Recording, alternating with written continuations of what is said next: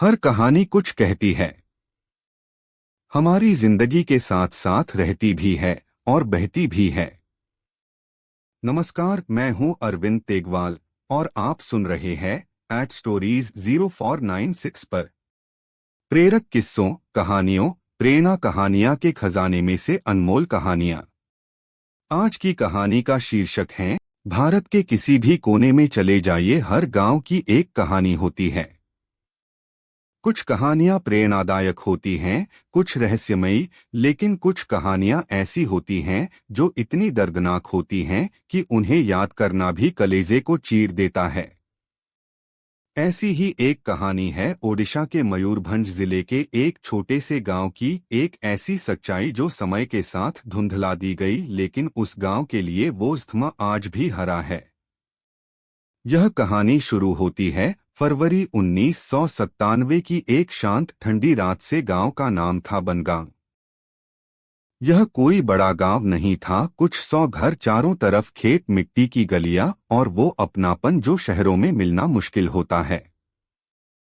गांव में उत्सव का माहौल था क्योंकि गांव के सबसे पुराने और आदरणीय किसान रघुनाथ बाउरी की बेटी सरिता की शादी थी। सरिता, जिसे गांव की सबसे सुशील और प्यारी लड़की माना जाता था, उस रात जीवन के नए अध्याय में कदम रखने जा रही थी। पूरे गांव ने जैसे इस शादी को अपनी मान ली थी। टेंट सज गए थे, झालरें लटक रही थीं, महिलाएं गीत गा रही थीं और बच्चे खुशी से इधर-उधर दौड़ रहे थे। रसोई के लिए बाहर से 2 बड़े गैस सिलेंडर मंगवाए गए थे क्योंकि अब लकड़ी के चूल्हों की जगह गैस ने ले ली थी। गांव के बुजुर्गों ने यह सोचकर मुंह फेर लिया कि नया जमाना है, बच्चों की चलने दो।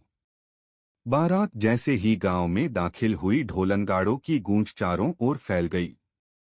लड़के वाले सफेद धोती कुर्ता पहने, चेहरे पर गर्व और उत्साह लिए मंडप की ओर बढ़े। सरिता अपने घर में सहेलियों के बीच बैठी थी, शर्म से सजी आंखों में भविष्य के सपने और चेहरे पर हल्की मुस्कान। मंडप के पास किचन टेंट लगाया गया था, वहीं रसोई चल रही थी। हलवाई रोटियां सेंक रहे थे, सब्जी पक रही थी और मीठे की खुशबू सबको खींच रही थी। उसी समय अचानक एक अजीब सी फुसफुसाहट सी आवाज आई, फिर 1 सेकंड की खामोशी और उसके बाद धड़ाम, एक भयानक धमाका हुआ। गैस सिलेंडर में रिसाव हुआ था और उसने आग पकड़ ली। किचन से उठी आग की पहली लपट इतनी तेज थी कि टेंट की छत सीधे जलने लगी। कुछ ही सेकंड में दूसरी सिलेंडर ने भी आग पकड़ ली और विस्फोट हुआ। आग अब सिर्फ एक हिस्से तक सीमित नहीं रही, वह मंडप, स्टेज और बैठने वाले क्षेत्र तक फैल चुकी थी। वहां लगाए गए कपड़े के टेंट, सजावट के लिए इस्तेमाल हुआ थर्माकोल, फूलों की सूखी मालाएं, सब कुछ जलते को आग और तेज बढ़ने लगी थी।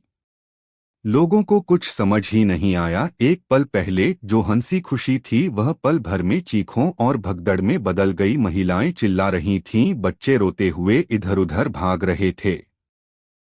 दूल्हा मंडप में बैठा हुआ कुछ समझ भी नहीं पाया और अगल-बगल की आग में घिर गया। सरिता जो अंदर कमरे से निकल रही थी, दरवाजे पर ही गिर गई। उसका दुपट्टा आग पकड़ चुका था। उसकी एक सहेली ने खींचने की कोशिश की, लेकिन गर्मी और धुएं ने सबको पागल कर दिया था। कुछ युवकों ने हिम्मत दिखाई, वे भीगे हुए कंबलों के साथ आग के बीच घुसे, लोगों को खींचकर निकालने लगे, लेकिन टेंट के चारों ओर आग की दीवार बन चुकी थी। बाहर निकलने के सारे रास्ते बंद थे। लोग एक दूसरे पर चढ़कर भागने लगे, चीखें, जलते शरीर, हवा में फैली मांस की गंध। यह सब इतना डरावना था कि जिसने भी देखा आज तक भूल नहीं सका। गांव में दमकल तो थी नहीं। 40 किलोमीटर दूर शहर से फायर ब्रिगेड को बुलाया गया, लेकिन जब तक वे पहुंचे तब तक वहां सिर्फ राख थी। टेंट जल चुका था, खाना राख बन चुका था और लोग झुलसे हुए शरीर के साथ जमीन पर तड़प रहे थे।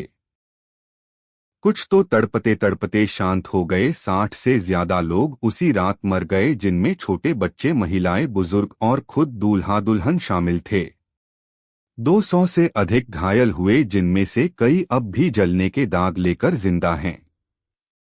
अगले दिन जब मीडिया पहुंची तब तक गांव की हालत किसी युद्ध क्षेत्र कम नहीं दिख रही थी। जमीन पर राख, आधे जले हुए पत्तल, चूड़ियों के टूटे टुकड़े और बदबू से भरी हवा।